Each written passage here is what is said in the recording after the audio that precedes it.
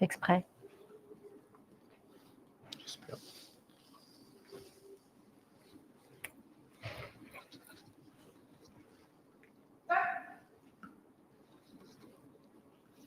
Bonjour à tous, on est en direct, nous sommes à Lyon et comme vous pouvez le voir, il fait très très beau et on est très heureux de vous retrouver pour le réseau, en réseau et dans nos studios. Nous sommes ici, cours Albert Thomas, et ça sera bientôt d'ailleurs une autre adresse puisque Capcom va bientôt déménager. Et oui, on va quitter ces locaux historiques, ceux de Capcom. Je vous emmène, on va les visiter. Ces studios, et comme vous pouvez le constater, on est bien chez Capcom. Voilà, il n'y a aucun doute. Et en plus de ça, c'est bientôt le direct, puisque nous sommes ensemble pour voir et découvrir le palmarès, le 27e palmarès du prix de la presse et de l'information territoriale. Tout le monde est prêt, tout le monde est là, et tout le monde est prêt pour le direct. Ah non, pas tout à fait. Non, excusez-moi, désolé, on recommence. Nous allons au studio, au vrai studio, et on va saluer tout le monde. Bonjour tout le monde. Bonjour. Voilà, oh là là. Voilà, ça se passe. Comme ça bouge beaucoup, hein, je suis désolé, mais là, voilà, c'est beaucoup mieux. Bonjour tout le monde. Voilà, on est actuellement tous réunis et je vais passer la parole à Andréane Le Carpentier pour officier pour cette heure et demie qu'on va passer ensemble et cette présentation du palmarès pour ce 27e prix de la presse et de l'information territoriale. À vous les studios.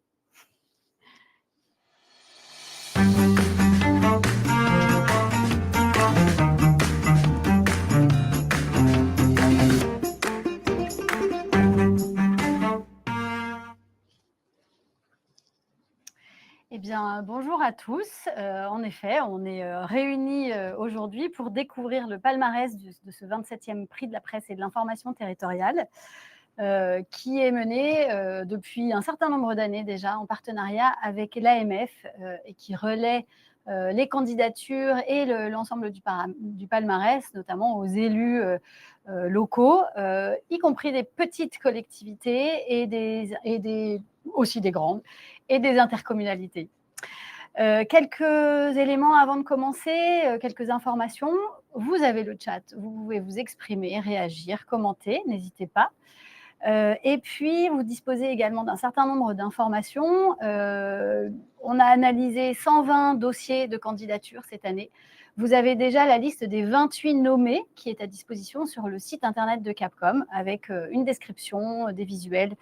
Voilà. Et en fin de cérémonie, on publiera la liste précise et détaillée du palmarès complet. On commence tout de suite ce palmarès. Je suis accompagnée de Didier Rigaud voilà, et de François Quinton. Donc, François Quinton, qui est le président de ce 27e, le président du jury de ce 27e prix, qui va nous laisser quelques minutes avant de se retrouver pour écouter le regard qu'il a pu porter sur cette sélection. Et puis, on va prendre le temps avec Didier de faire un petit point d'introduction sur les tendances qu'on a pu voir émerger dans cette sélection et dans ces candidatures du prix de la presse. François, je te libère. Et puis, en attendant, jingle.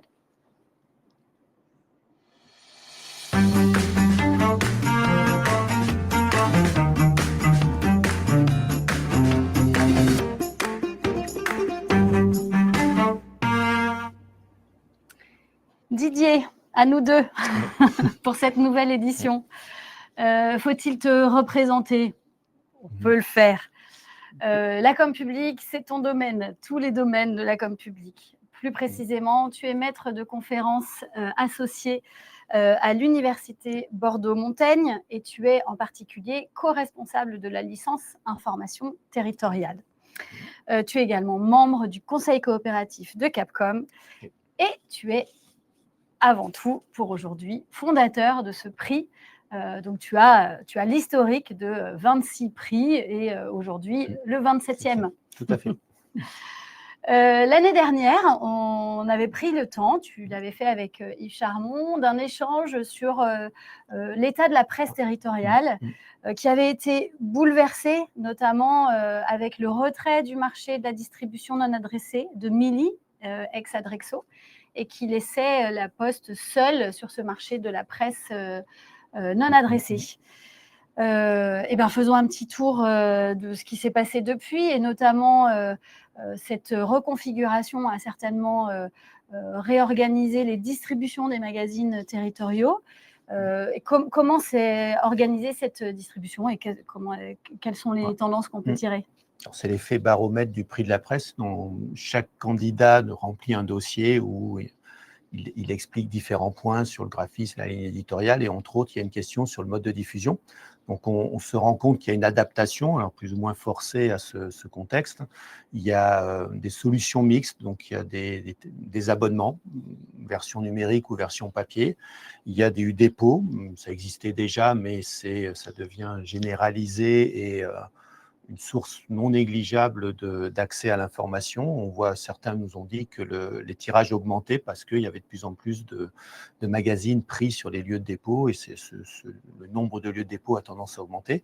Il y a aussi un impact sur la périodicité, avec le plurimédia, avec, on le verra également à travers les nommés. Le magazine ne devient plus la seule source d'information, il est toujours sacralisé, il y a toujours le souhait d'avoir du tout de boîte, mais en même temps, on a des solutions mixtes avec les réseaux sociaux, le site internet, et certains magazines évoluent même vers du marketing territorial, si on est moins dans une périodicité rapprochée, donc des périodicités plus larges, et ça devient un produit d'information, mais pas d'actualité chaude, mais de valorisation du territoire.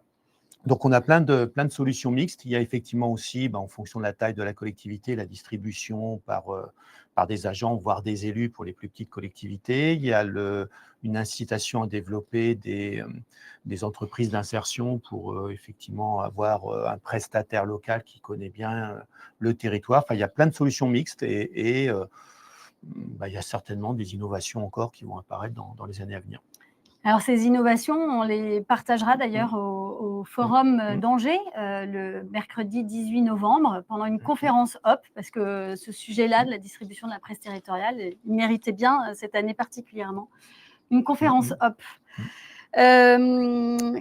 Tu nous avais aussi évoqué l'année dernière la question de la répartition géographique des candidats, et en particulier des lauréats du prix de la presse, en ayant un tropisme un peu vers l'ouest.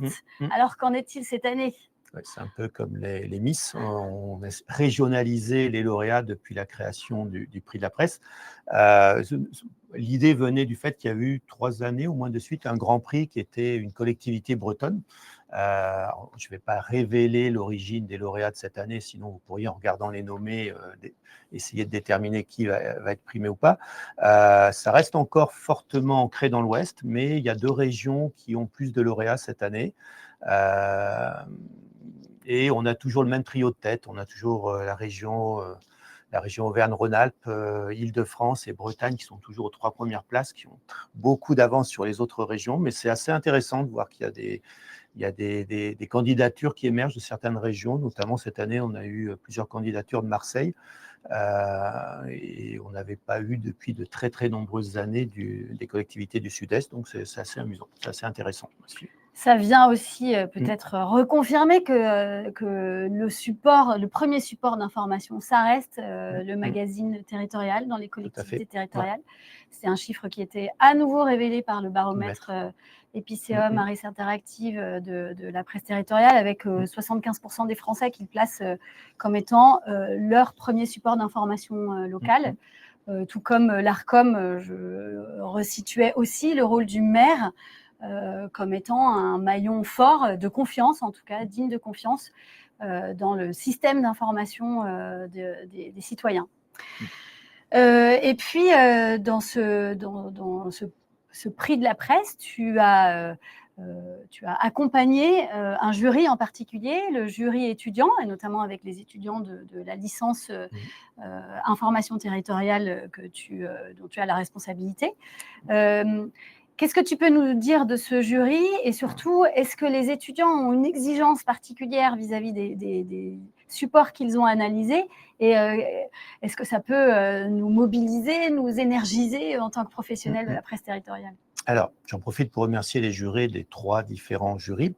Le jury étudiant, c'est ancré dans l'histoire du prix de la presse. C'était d'abord un travail pédagogique, et on tient avec Capcom à avoir systématiquement ce jury étudiant qui est fait par une promotion qui est amenée à travailler vers le journalisme territorial. Alors, c'est un travail pédagogique, donc ils le font très sérieusement. Ce n'est pas un prix de second niveau par rapport à toutes les autres catégories. C'est très révélateur. Ce n'est pas un public traditionnel de la presse territoriale. Ils sont peu lecteurs de la presse traditionnelle. Le baromètre le confirme tous les 2 ans. Mais ils sont très exigeants. Il faut leur donner envie de le lire. C'est un public qu'on a beaucoup de difficultés à capter. Donc, ils sont très sensibles à la qualité graphique, à la qualité des photos, au traitement de l'information. Il n'y a pas que l'habillage, il faut aussi que le traitement de l'information corresponde à leurs usages et à leurs codes. Donc, des textes peut-être plus courts, une variation dans le traitement. Et il faut que les sujets les intéressent. Donc ça peut être une vraie interrogation. Il y a des fois des élus, des responsables de com qui veulent absolument essayer d'attirer ce lectorat. Si les sujets traités ne les intéressent pas, c'est évident qu'ils n'iront pas lire, même si la forme peut être susceptible de les intéresser, de les attirer. Donc, il faut vraiment qu'il y ait des sujets qui les intéressent. Et on n'a pas toujours un traitement du budget, projet d'urbanisme. Ils sont pas, j'aime pas trop ce terme, ils ne sont pas encore ancrés dans la vie. Ils n'ont pas fondé une famille, ils n'ont pas un emploi pérenne, ils ne sont pas propriétaires. Donc, ils sont encore très mobiles. Donc, ils habitent un territoire sans nécessairement l'avoir choisi. Donc, il faut essayer de les intéresser, trouver des sujets qui les intéressent. Ce serait peut-être vain de vouloir absolument adapter le format du support d'information à ce public-là. Il faut d'abord réfléchir au sujet. Si le sujet les intéresse, si c'est bien traité, ils seront lecteurs et lectrices. Eh bien, on a hâte de découvrir le lauréat de cette catégorie exigeante. Donc. Qui nous rassure, parce que souvent quand même assez proche de la sélection des autres jurys plus âgés. Très bien, merci Didier pour cette entrée en matière et ce petit apéritif qui donne envie de poursuivre. Je vais te laisser passer ton micro à François et on se retrouve dans quelques instants. Jingle.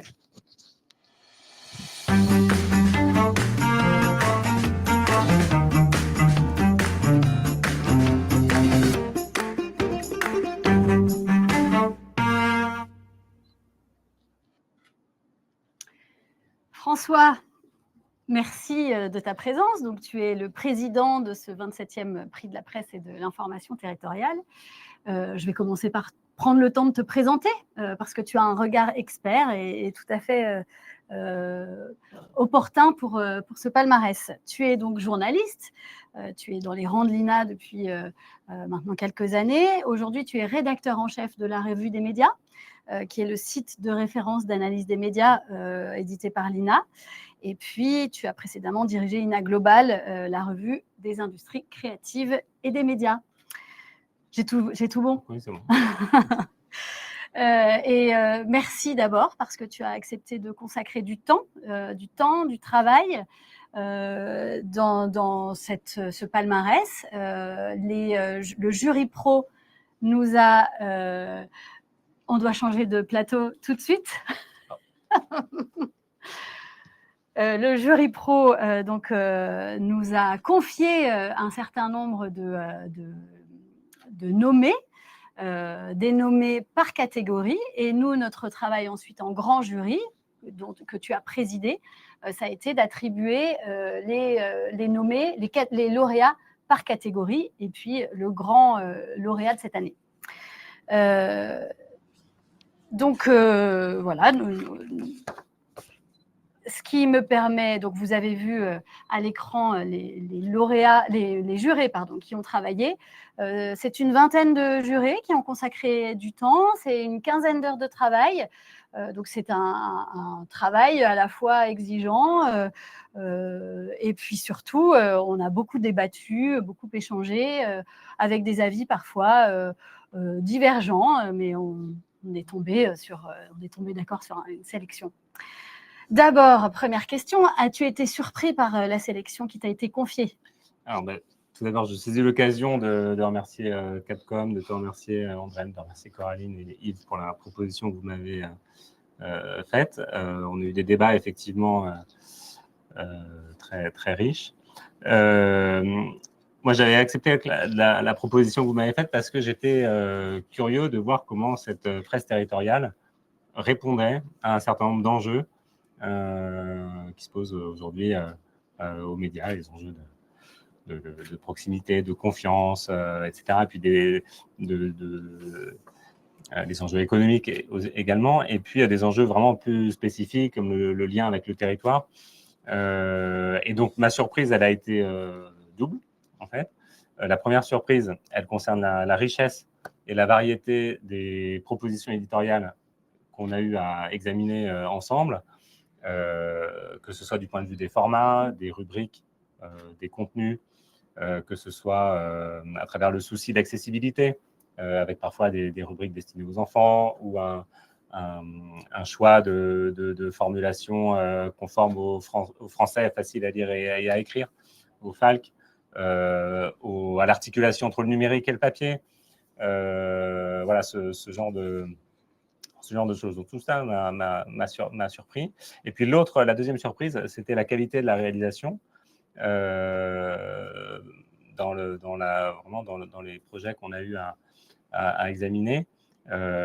C'est un point clé puisque même si l'essentiel de ces titres sont distribués dans les boîtes aux lettres, voilà, c'est le début du travail commence à ce moment-là pour que les gens aient envie de s'en saisir. La presse, elle est utile quand elle est d'autant plus utile qu'elle est lue. Et donc, il faut attirer, il faut donner envie aux gens de l'ouvrir et de parcourir le contenu et de se l'approprier. Il y a donc du métier. As-tu des secrets de délibération? On a envie d'entendre les bruits de couloir et surtout ce qui nous a mené à un palmarès final. Et puis, autrement dit, en fait, la question derrière, c'est qu'est-ce qui fait la différence entre… on avait 28 nommés, on était certain que la qualité était au rendez-vous. Parmi ces 28 nommés, qu'est-ce qui va faire qu'un prix de catégorie va se distinguer? Ouais, c'est une très bonne question. Alors, je dois rappeler quand même, parce que c'est un point important, les débats étaient vraiment agréables, ils étaient argumentés, il y avait des points de vue différents, une bonne écoute, etc., des efforts pour convaincre les uns et les autres. Donc, il y a certains sujets pour lesquels on a pu se mettre d'accord très vite, et puis d'autres catégories, effectivement, pour lesquelles le choix a été plus difficile. Je vais prendre juste 2 exemples. Sans dire de nom. Sans révéler effectivement les lauréats, mais par exemple dans la rubrique portrait, plusieurs propositions ont été un peu au-dessus des autres. Et à un moment donné, on s'est posé la question de savoir est-ce qu'il fallait primer la qualité technique de réalisation ou bien donner une prime à la personnalité qui était mise en lumière à travers ce portrait. Et puis un autre exemple, c'est dans la catégorie iconographique, où là, on avait également en dernière discussion deux propositions. Une, là encore, très aboutie, qualitative, etc. Et puis une autre qui incarnait peut-être davantage un territoire en particulier. Et donc, voilà, il a fallu trancher entre ces deux raisons, ces deux arguments pour attribuer le prix. Alors, on va découvrir ça dans quelques minutes. En tant qu'analyste des médias, c'est ce que tu fais au quotidien à l'INA. Aurais-tu un message à faire passer aux professionnels de la presse territoriale et de manière générale, d'ailleurs, aux professionnels de la communication publique? Alors, j'ai envie de dire aux professionnels de la presse territoriale que là, ils peuvent être fiers du travail réalisé et qu'on a pu regarder attentivement. Je pense que la presse territoriale, elle joue un rôle important pour évidemment incarner un territoire et puis mettre en lumière construire un sentiment d'appartenance et à travers des informations de proximité, mais aussi la mise en lumière des habitants et des liens qui les unissent. Je pense que c'est un sujet important, un point important dans une époque telle que celle que nous traversons. Et puis, je dirais pour finir de garder ce souci de l'accessibilité à tous les publics, qui est, je pense, une caractéristique quand même assez forte dans les différentes publications qu'on a regardées ensemble. Très bien. Eh bien, il me reste à te remercier sincèrement au nom de Capcom de ton engagement, des heures que tu as consacrées à nos côtés. On est ravis de ce partage d'expérience. Et puis, quant à moi, je vous retrouve d'ici une petite demi-heure après qu'on ait découvert avec Coraline et Didier l'ensemble du palmarès. Donc, et c'est maintenant. Jingle.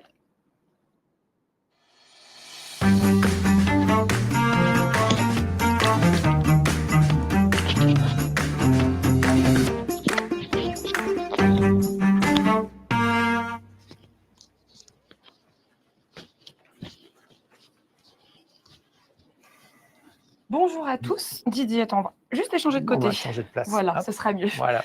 Bonjour à tous. Rebonjour. Rebonjour pour toi.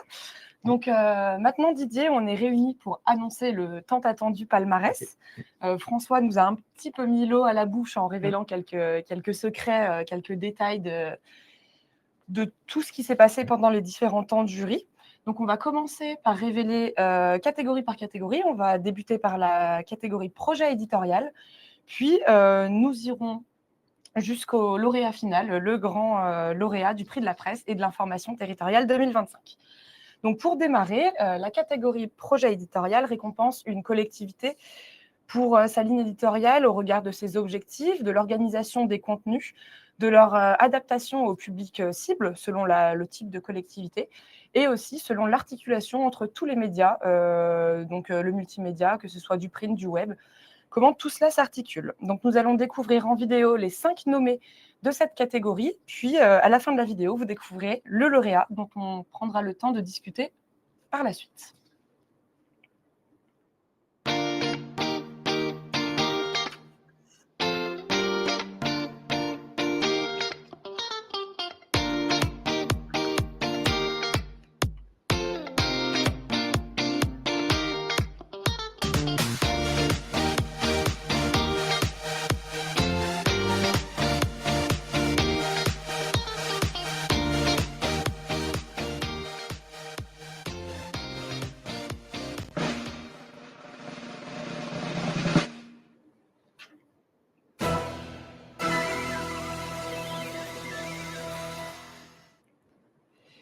Donc voilà, félicitations à ce premier lauréat du jour, la communauté d'agglomération de Gaillac-Grolier dans le Tarn. J'espère que je l'ai prononcé comme il faut. J'avoue qu'on s'est un petit peu entraîné avant, donc on espère ne pas faire d'erreur.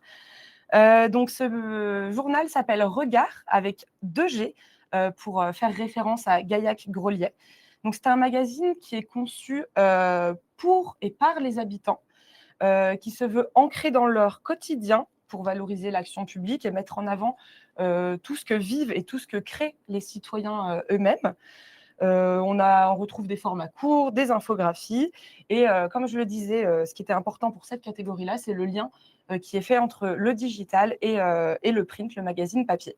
Donc, je vous propose de découvrir en images ce magazine Regard. Et ensuite, Didier, tu pourras nous en dire un peu plus sur les points forts du magazine et ce qui a fait pencher le jury. Regard, c'est le magazine qui regarde le territoire avec les yeux de ses habitants. Pas de blabla, mais du vrai, du proche, du vivant. 3 numéros, 40 pages, 56 communes, des milliers de lecteurs. Autant de regards qui dessinent un territoire en mouvement. Avec Voir dans le rétro, Y voir plus clair, Plein les mirettes ou Regard d'enfant, chacun trouve sa place et sa voix dans les récits du quotidien. Non, ça n'est pas un magazine de plus, mais des visages, des images, des mots, des idées claires pour comprendre, ressentir, agir. Le tout avec un ton simple, des récits incarnés, zéro jargon. Un concentré de liens. Regard, c'est notre façon de dire on avance ensemble, curieux, confiant, les yeux grands ouverts.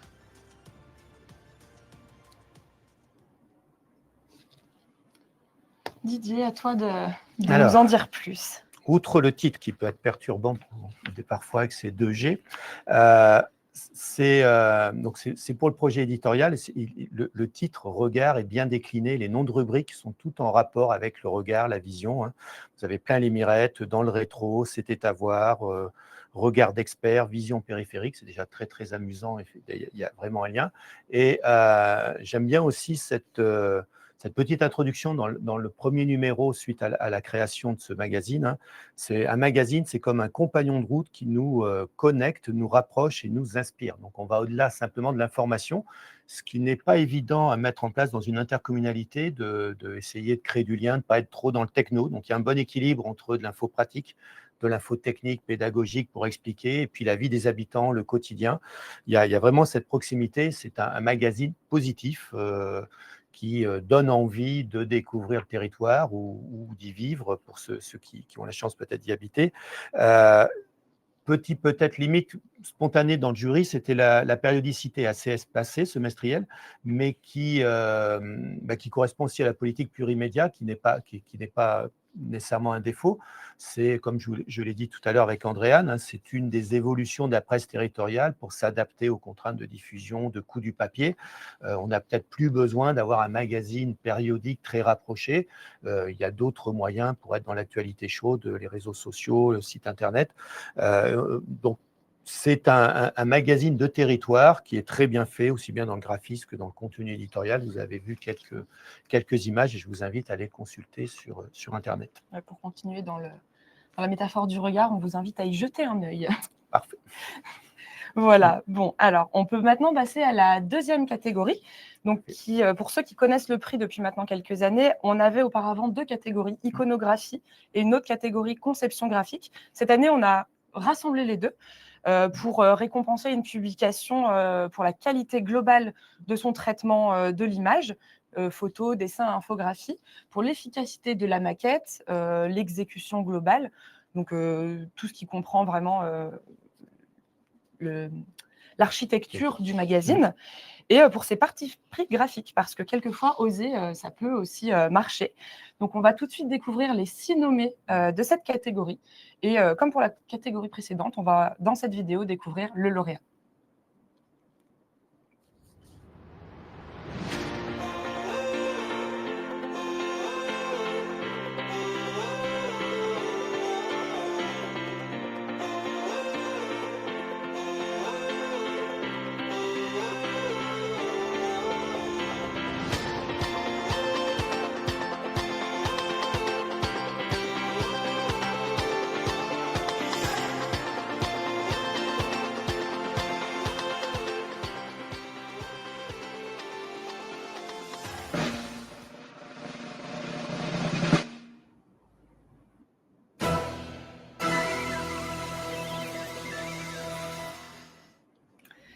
Félicitations au 4e et 5e arrondissement de Marseille qui nous propose un magazine qui s'appelle Ça nous rapproche, donc qui est commun aux 2 mairies d'arrondissement et donc qui gagne ce prix de l'iconographie et de la conception graphique. Donc Ça nous rapproche nous propose une ligne iconographique complètement travaillée autour de l'humain. L'humain est au centre avec de nombreux portraits, de nombreuses images incarnées. Vraiment, on sent l'identité qui émane de ce magazine. La maquette est visuelle, elle est aérée. Il y a aussi une lisibilité qui est là, une accessibilité sur laquelle la conception a mis l'accent. Il y a une écriture claire, des corps de texte très lisibles et le tout est très harmonieux. Donc, on va pouvoir découvrir en vidéo le magazine Ça nous rapproche.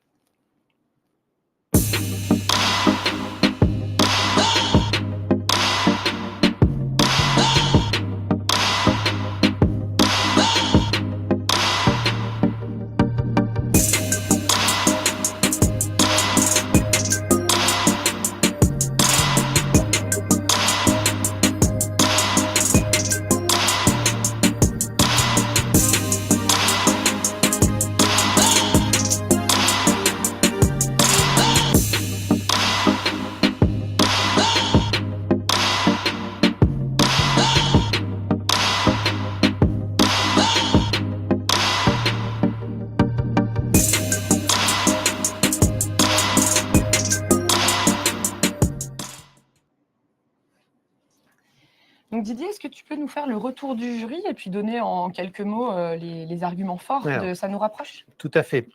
Alors, François, le président, l'a un peu évoqué tout à l'heure.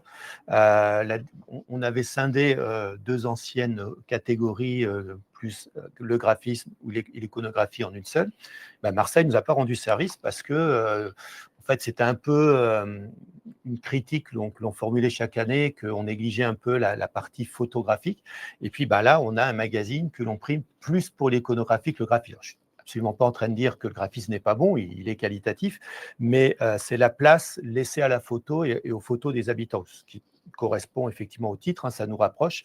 Quand on ouvre le magazine, on a vraiment l'impression d'ouvrir une fenêtre sur la ville, enfin, sur ces deux quartiers de Marseille, d'entendre les sons, les bruits de la rue, les paroles avec l'accent, même si c'est peut-être un peu stéréotypé.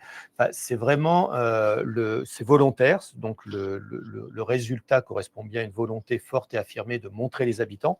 Et cette proximité se retrouve complètement dans vous avez pu voir différentes photos.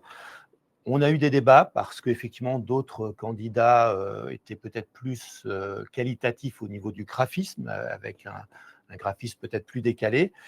Donc là, on récompense peut-être plus la partie iconographique, mais c'est indissociable. Et même les choix de typo, les choix graphiques sont tout à fait qualitatifs et bien traités pour le magazine, ça nous rapproche. Super. Merci Didier de nous en avoir dit un peu plus. On passe maintenant à la catégorie suivante, qui est la catégorie publication interne, qui récompense donc les magazines ou journaux internes destinés aux agents des collectivités ou des institutions publiques. Donc, nous avions 4 nommés pour cette catégorie. Vous connaissez la musique maintenant, on regarde ces nommés et ensuite on découvre ensemble le lauréat.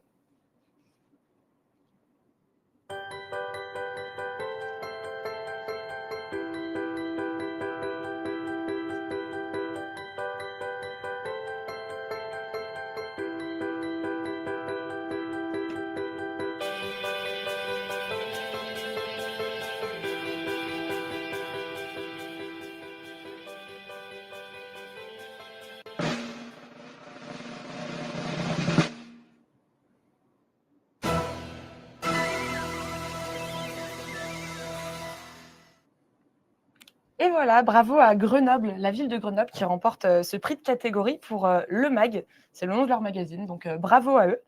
Donc, c'est un journal qui est tout récemment lancé. Il a été créé cette année, en 2025. Donc, il y a pour l'instant 3 numéros seulement qui sont parus. Et c'est un journal interne qui possède un dossier différent selon s'il est adressé aux agents du CCAS ou aux agents de la ville. L'ensemble est similaire, mais c'est le dossier central qui change, avec une volonté de renforcer le sentiment d'appartenance, de rendre lisibles les grandes orientations politiques et les orientations municipales, et de surtout valoriser les initiatives des agents. Il est diffusé en version limitée, mais peut-être que ça, Didier, tu nous le diras. Il y a une autre version via l'intranet, etc. Donc, on va voir, Didier, ce que tu pourras nous dire. Mais d'abord, on va découvrir la vidéo explicative de la ville de Grenoble. En 2025, la ville et le CCAS de Grenoble lancent Le Mag, un nouveau journal interne, moderne et dynamique avec un nouveau nom. Co-construit avec de nombreuses agentes et agents, il succède à personnel et donne un nouveau souffle à la communication interne. Maquette, rédaction, photos, impression, diffusion, tout est fait en interne pour refléter la réalité du terrain. Avec Le Mag, chaque page raconte un métier, une initiative, un parcours, un projet collectif. Chaque numéro accompagne les transitions et renforce le lien entre les équipes. Le Mag, fait maison et avec passion.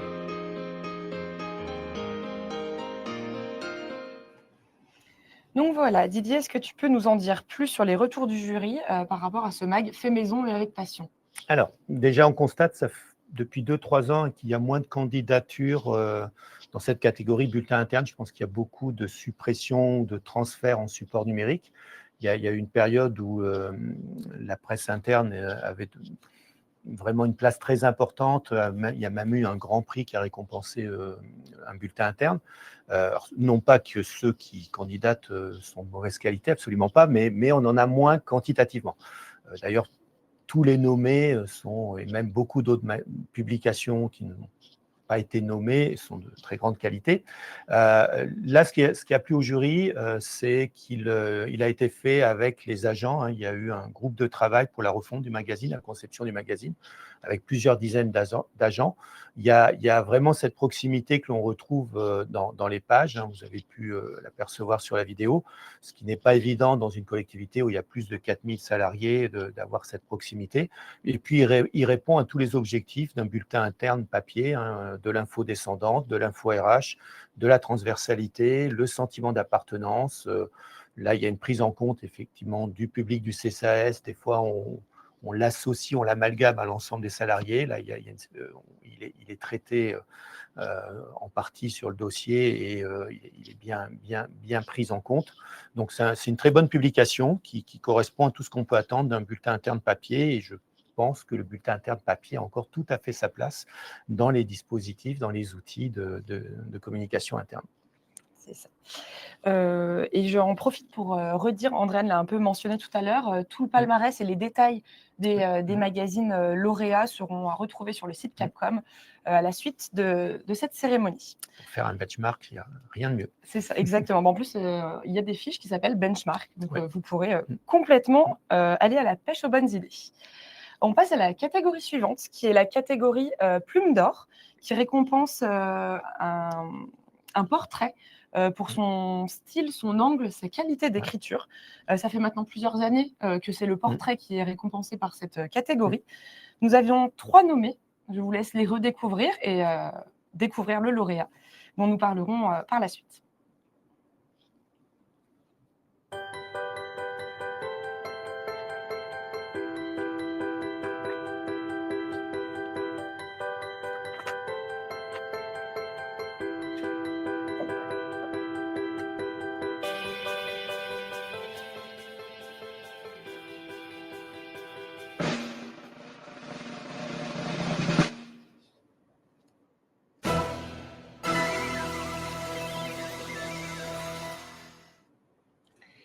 Donc voilà, félicitations à la ville de Caen qui remporte ce prix de catégorie avec le portrait de Joseph Camel, qui est un talent canet. Et le titre s'appelle Joseph Camel, le champ des possibles, et il est à retrouver dans le magazine Caen Mag.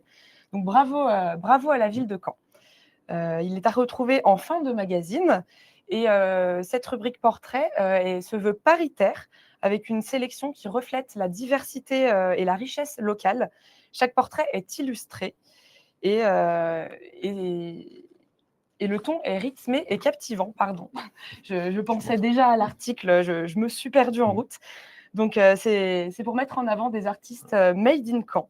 Donc, on va en savoir un peu plus sur la recette pour réussir un portrait comme il se doit. Et ensuite, Didier, tu pourras nous en dire un peu plus. Bonjour à toutes et à tous. Bienvenue à Caen.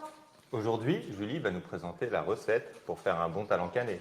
Pour un bon talent canet à la mode de Caen, il vous faut un interviewé bourré de talent, Le prometteur Joseph Camel, une liste de questions habilement préparées, la base. un calepin et un stylo à l'ancienne, On aime bien travailler à l'ancienne. un bon photographe et son matériel. Prenez un demi-kilo de parcours de vie, versez-y 500 g d'authenticité, 600 g de confiance et 350 g de confidence. Ajoutez 2 litres de citation et un bel exergue par-dessus. Saupoudrez d'une poignée d'anecdotes et d'une pincée de jeux de mots. N'oubliez pas de faire goûter votre préparation aux collègues et d'ajuster l'assaisonnement avant de servir. Le dressage est essentiel. Julie, t'as réussi à joindre Orelsan ? T'inquiète, je lui prépare une missive.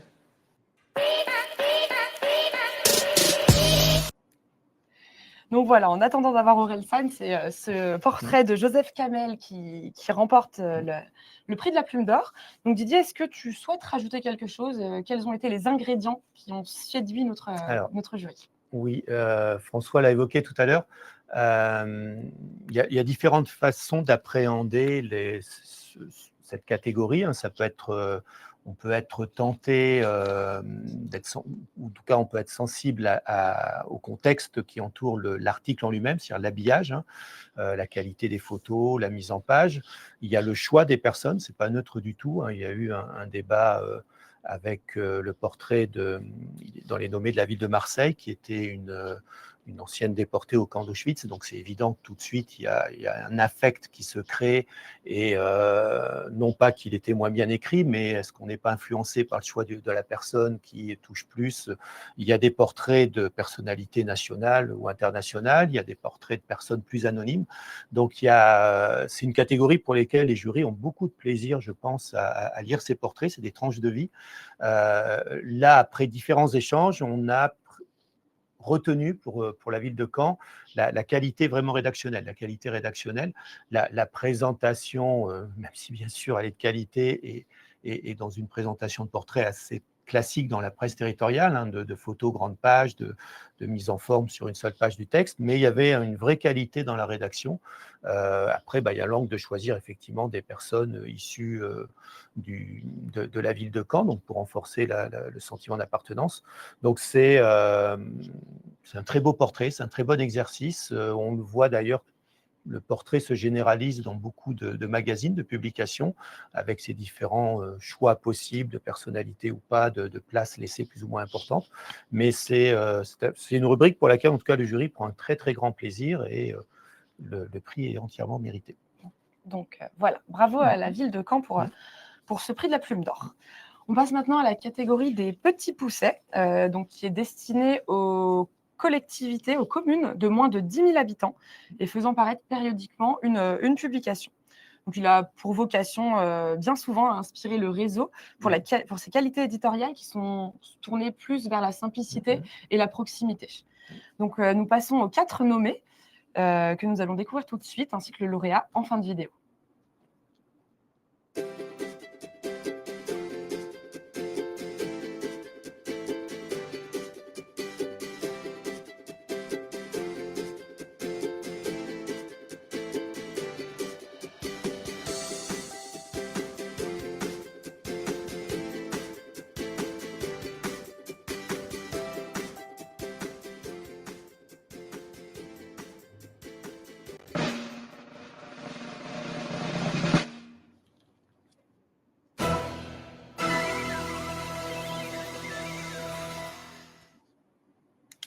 Félicitations donc à la ville d'Ergué-Gabéric. Ils sont là, nos Bretons de l'année. Ouais. Donc, c'est une petite commune d'à peine 9 000 habitants qui se situe dans le Finistère et qui remporte ce prix des petits poussets pour leur magazine Au fil d'Ergué. Alors, c'est une nouvelle maquette qui a su évoluer sans perdre son ADN d'infoservice, qui se veut proche, qui veut valoriser la vie locale. Le tout en incluant du FALC, du facile à lire et à comprendre, et également des traductions d'articles en breton. On retrouve des agendas, des QR codes, des pictos pour renforcer l'interactivité. Donc, il y a tout un système plurimédia qui est également mis en place. Et le magazine est distribué par un agent, ce qui continue encore le tissage de ce lien de proximité. Donc, on va découvrir le magazine en vidéo, et ensuite, Didier, tu nous en diras un petit peu plus sur les retours du jury.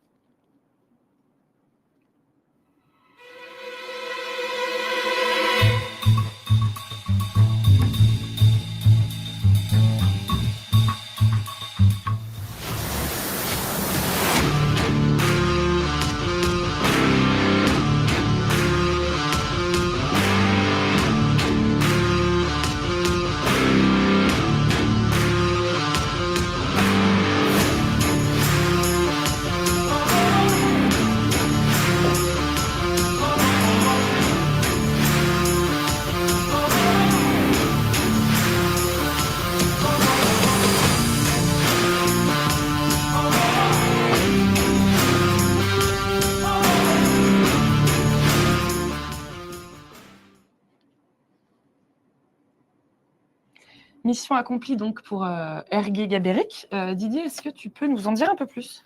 Alors, la catégorie des petits poussés, c'était assez homogène parmi les nommés, beaucoup de collectivités des 8 à 10 000 habitants, donc plutôt le haut de la catégorie en nombre d'habitants, en taille, mais on avait quand même une commune de 200 habitants.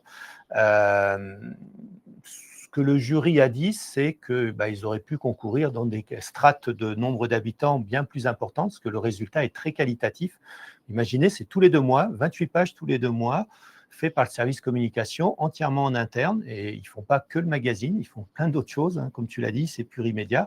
Il y a plein de choses que l'on peut attendre dans la presse territoriale. Il y a un 4 pages, un dossier pour les 6-11 ans, qui s'appelle le Petit Gabérois. Oui, je reprends mes notes, le Petit Gabérois, oui, je ne me suis pas trompé, c'est bien ça, Gabéric.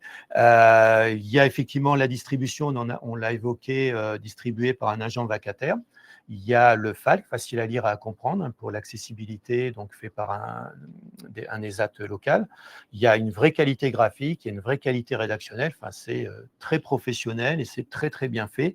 Et c'est le prix petit poussé parce qu'on tient toujours effectivement à ne pas récompenser que des collectivités de taille assez importante et que toute taille de collectivité confondue, tout le monde puisse participer au prix de la presse, mais c'est vraiment un magazine qui n'a rien à envier à ceux de collectivités bien plus grandes par la taille.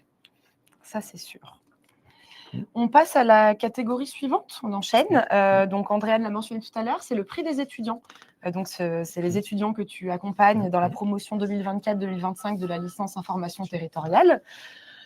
Et donc, ils nous révèlent en vidéo le lauréat qu'ils ont choisi suite à une analyse de plusieurs candidatures. Ils n'avaient pas la sélection globale avec les mêmes catégories qu'ont pu trouver les membres du jury pro et du grand jury. Ils avaient une sélection, on va dire, adaptée, mais avec tout de même beaucoup de magazines à analyser. Donc, je vous propose de passer un temps avec ces étudiants en vidéo et puis de parler ensuite du lauréat.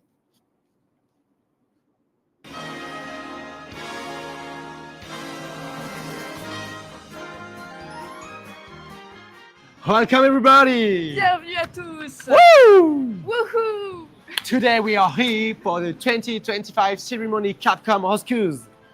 Nous sommes réunis aujourd'hui pour décerner le prix du jury étudiant 2025 de Capcom. Yeah! Ouais! And for this super magazine, we have colors, we have views. Cette année, le lauréat nous a impressionnés de par son aspect visuel soigné, les couleurs pastel qui témoignent d'une vision moderne du graphisme, Territory, modern view, flags. la mise en page, la qualité des photos et la mise en avant des habitants du territoire. Yeah, and about that, I know, yeah. Un contenu pertinent et accessible. And to finish over, yeah, I think that. C'est un magazine produit en interne qui a été très bien repensé. Yeah, and now let's go come the Oscar. Accueillons l'Oscar.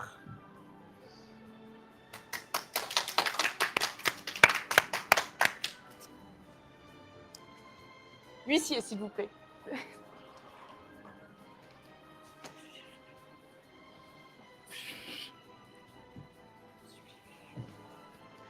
And now the Oscar goes to. Cette année, le prix du jury étudiant 2025 est et restera Regard de Gaia Grollet.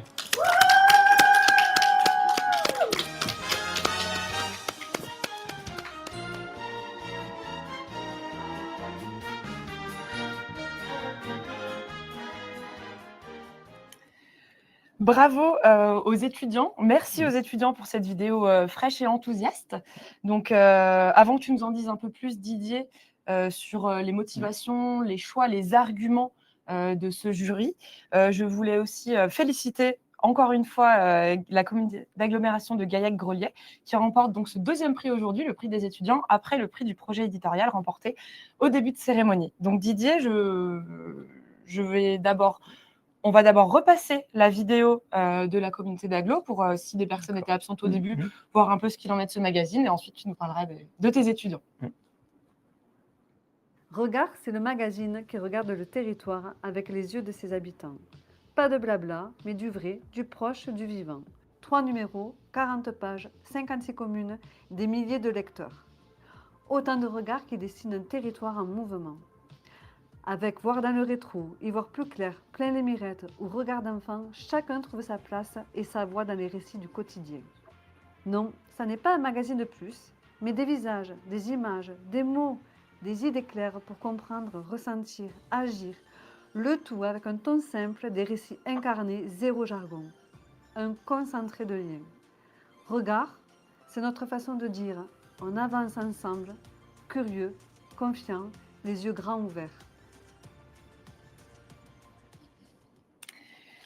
Didier, je te laisse donc compléter ou nous avancer les arguments des étudiants pour avoir choisi Gaillac-Grolier. Alors, je ne sais pas si Arthur a bien prononcé Grolier avec son pseudo-accent anglais, mais alors, ils ne sont pas toujours aussi dynamiques en cours. Hein, il y a quand même, en tout cas, là, ils étaient effectivement inspirés. Très inspirés, oui.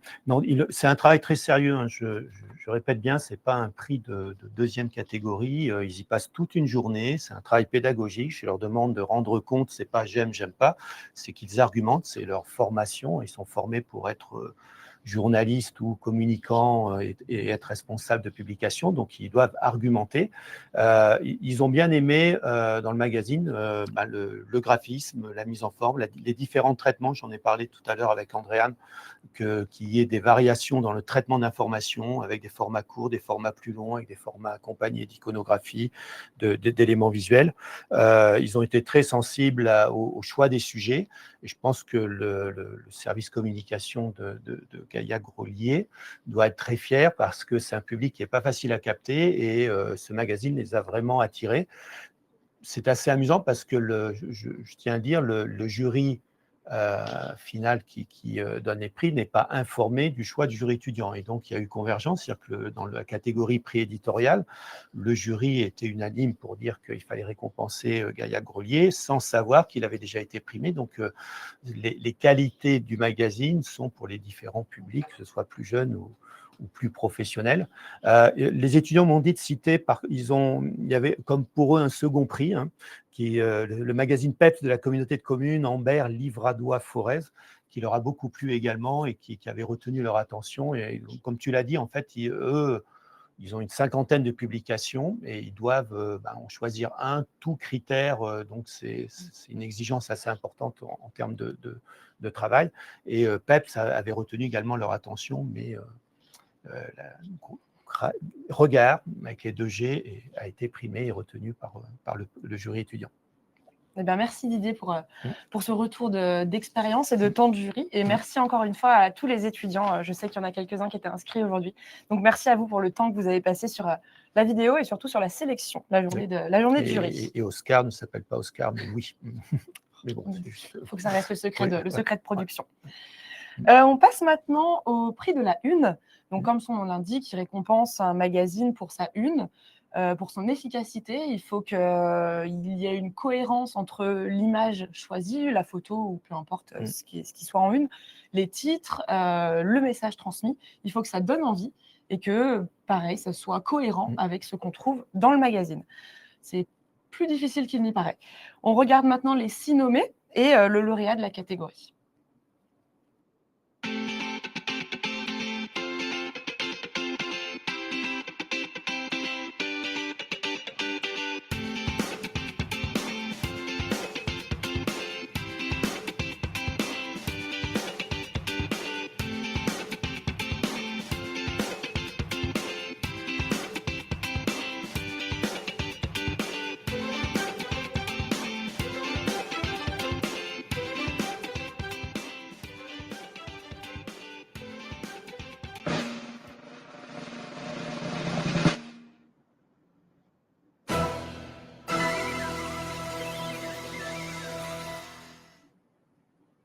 Et c'est un autre regard qui remporte ce prix avec un seul G cette fois.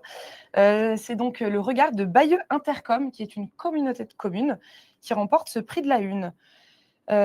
Donc c'est une photo assez atypique qui change de ce qu'on a l'habitude de voir pour des magazines territoriaux et qui nous plonge directement au cœur des célébrations du débarquement. Il y a un jeu de regard, sans mauvais jeu de mots avec le nom du magazine, qui se crée avec ce photographe soldat militaire. Et c'est un véritable reflet de la ligne éditoriale du magazine avec ce maître mot de proximité. Donc, on va découvrir tout de suite les secrets de la une en vidéo avec la petite vidéo créée par la collectivité. Et ensuite, Didier, tu nous en parleras plus. Grande nouvelle, on a gagné le prix Capcom de la presse et de l'information territoriale.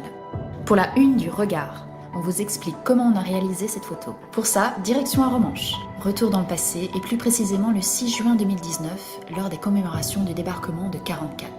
Ce jour-là, comme tous les ans, c'était l'effervescence à Romanche. Nous nous sommes rendus sur les hauteurs de Gold Beach, l'endroit même où s'est déroulé l'un des épisodes clés de l'histoire du débarquement. C'est ici que j'ai pu réaliser une série de portraits. Parmi ces clichés, une photo retient notre attention plus que les autres. Cet homme âgé rappelle les vétérans de 44 et prend en photo la photographe d'aujourd'hui. Cet effet miroir nous a tout de suite convaincus. Quelle meilleure photo pour le magazine Regard qui cherche sans cesse à mettre en lumière les gens du territoire. Le photographe photographié, à demi caché derrière son appareil, s'adresse au lecteur. Il le prend en photo. Il l'invite non seulement à assister aux festivités de la liberté retrouvée, mais l'interroge aussi d'une certaine manière sur son époque. Que voit-il ? C'est ainsi que la une du Regard numéro 26 s'est construite. Didier, est-ce que tu veux revenir Alors, sur cette photo et sur cette une? Alors, la une, c'est trop souvent peut-être négligé, hein, sous des fois les validations par les élus sont des fois peut-être un peu timorées, on n'ose pas prendre une trop décalée, il faut quelque chose d'assez consensuel. À tort ou à raison, le problème de droit à l'image, une certaine standardisation des unes de la presse territoriale, ou parce qu'on pense qu'il n'y a pas les mêmes enjeux que dans la presse qui est vendue, alors qu'il faut quand même, le magazine est distribué dans les boîtes aux lettres, il faut quand même donner envie à l'habitant qui sorte du lot de ce qui peut arriver dans la boîte aux lettres, lui donner envie de le prendre, l'identifier, lui dire tiens, je vais ouvrir la une. Donc là, les jurys, selon les années, des fois, il y a effectivement des unes plus esthétiques, des unes qui sont plus sur l'efficacité. Là, elle répond à tous les critères. Elle est esthétique, elle est efficace, hein, la photo interpelle, elle donne envie de prendre le magazine. C'est cohérent avec la ligne éditoriale du magazine, de mettre en avant aussi les habitants à la proximité. C'est cohérent avec le thème du dossier. Il y a quand même un pré-sommaire, donc c'est une très bonne une, qui d'ailleurs n'a pas fait l'objet de trop longs débats, hein, au sein du jury. Il y en avait d'autres qui étaient aussi qualitatives esthétiquement ou selon d'autres critères. C'était assez amusant, on a vécu un moment dans le jury pro, ce qu'on appelle le jury pro, qui est le jury de sélection, qui sélectionne les dossiers, où ils se sont appropriés les unes. On n'existait plus, Coraline et moi. Ils ont tiens, celle-ci, elle est bien, prends celle-ci. Enfin, c'est un exercice que l'on fait en fin de jury, qui est un peu plus facile, mais qui en même temps fait des fois l'objet de réels débats. Là, quasi l'unanimité, elle est sortie du lot très très rapidement, et c'est une très bonne une que l'on pourrait retrouver dans la presse vendue en kiosque sans problème. Oui, donc c'est une très belle photo et une très belle construction globale. Ouais. On passe au prix suivant. Alors, c'est un prix qui n'est pas là toutes les années, c'est le prix coup de cœur du jury. Donc, en effet, avant de découvrir le grand lauréat, il y a ce petit coup de cœur. Au terme de délibération, le grand jury qui s'est tenu en mai ont décidé de récompenser un magazine un petit peu hors norme par rapport aux autres publications candidates. Donc, je vous laisse découvrir en vidéo de quel magazine il s'agit et ensuite, on pourra en parler ensemble.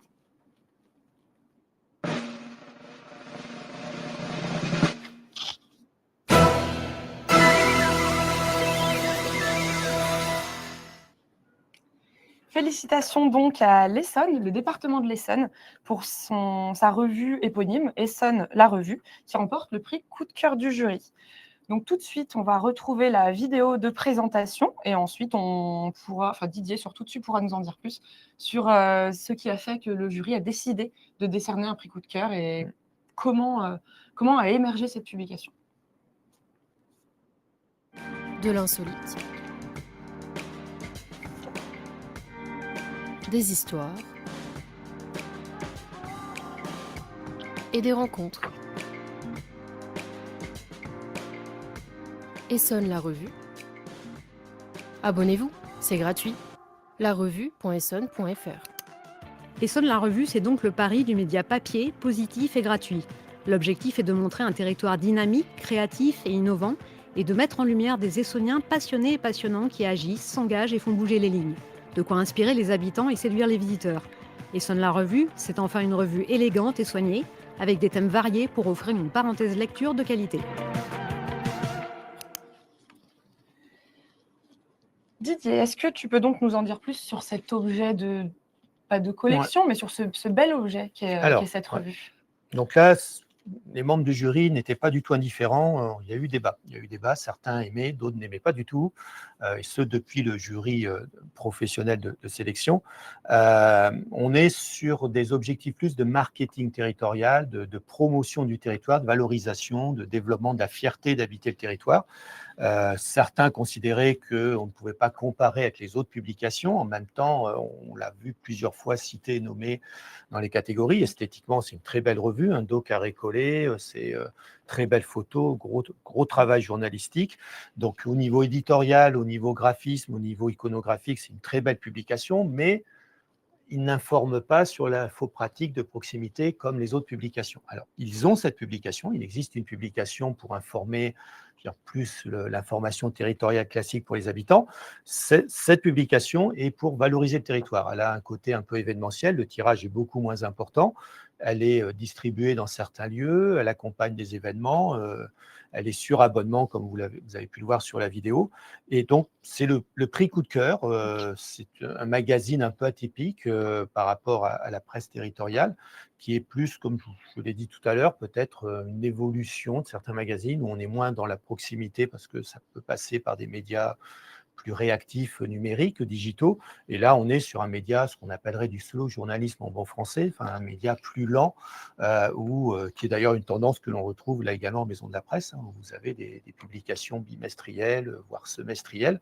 Donc, c'est une très bonne publication qui a interrogé les jurys et on ne pouvait pas, je pense, sous le couvert du président, on ne pouvait pas ne pas la nommer, ne pas la citer, et elle mérite tout à fait le prix coup de cœur. Donc, si vous avez l'occasion de la feuilleter, franchement, ça vaut le détour. C'est très joli. Tout à fait. Et très bien réalisé. Maintenant, on passe à la dernière révélation, la seule, j'allais dire la seule et l'unique, mais non, parce que toutes celles d'avant comptent également. Le Grand Prix de la presse et de l'information territoriale récompense une collectivité qui réunit un peu tous les critères dont on a parlé juste avant. Donc là, il n'y a pas de nommé, c'est vraiment tous les candidats pouvaient être lauréats. Donc je vous laisse regarder la courte vidéo qui révèle le lauréat 2025 et je vous retrouve juste après.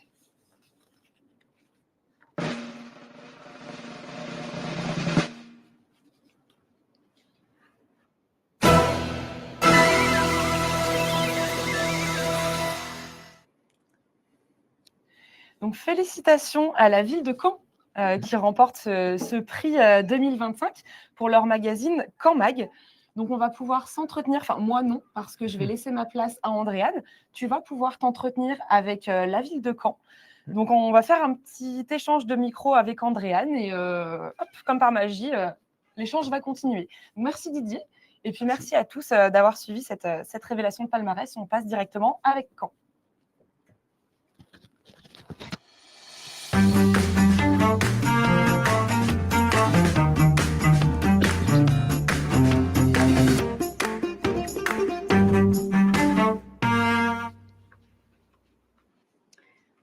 On va se mettre par ici, Didier, si ça te va. Parfait. Et on accueille tout de suite la ville de Caen. Bonjour Caen. Bonjour Julie. Bonjour Jean-Christophe. Félicitations. Vous êtes en direct de votre cuisine. Merci. Donc Julie Urvois, vous êtes journaliste territoriale à la ville de Caen. Et Jean-Christophe Lorieux, vous êtes chef de projet de Caen Mag, toujours à la ville de Caen. Bravo, très sincèrement, pour votre récompense tout à fait méritée. Votre magazine coche toutes les cases, on va le voir un petit peu, mais surtout, vous allez répondre à toutes les questions qu'on a l'occasion de vous poser avec Didier. D'abord, j'ai une petite question. Est-ce que vous avez le trophée ? Oui, on l'a reçu. Il est là. Oh, magnifique. Super. C'est un trophée. C'est un très beau trophée. Oui.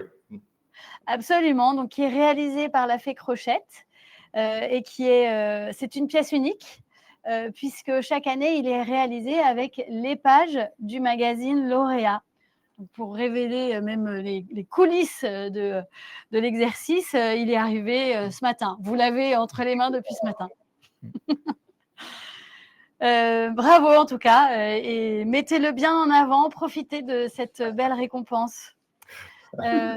Didier, tu peux peut-être nous dire les échanges qui ont mené, les échanges de jury qui ont mené à cette récompense, et puis ensuite on prendra le temps d'un échange avec Julie et Jean-Christophe pour échanger, pour leur poser quelques questions. Alors, tout à fait, effectivement, comme l'a dit Coraline, c'est tout critère confondu. Donc, vous cochez toutes les cases. Vous avez été nommé dans plusieurs catégories, primé pour pour la catégorie au niveau de la rédaction pour la Plume d'Or. Vous étiez nommé pour les unes, hein, donc les unes de qualité, hein, chaque fois, qui effectivement ont cet objectif d'attirer, de donner une information, d'inciter à ouvrir. Il y a un très bon traitement éditorial